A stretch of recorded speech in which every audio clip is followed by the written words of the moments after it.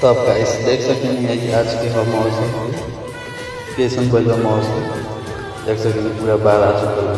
तब तक सुनने में आया होता है कि हमारे घर में पाइप टूट गया तो अगर ये देख सकते हैं चलो तो इधर ऊपर देखा था देख सकते हैं बाढ़ आ चुका था।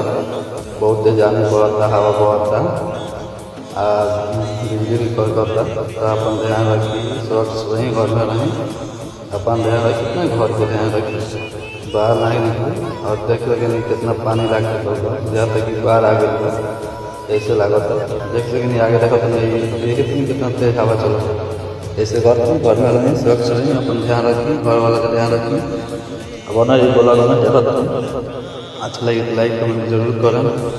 देख सकें इंजॉय करते हुए बारिश के मौसम में और ये कितने वीडियो को बना दिया था गाइस को बाल लोग देख सकें आगे पूरा पानी की पानी लगल देखा नहीं आगे देखा तो नहीं घर से आगे अपने पूरा पानी लगल ऐसे देखा तो नहीं अब बना रहे कमेंट जरूर करें, बताएं कैसा लगल वीडियो।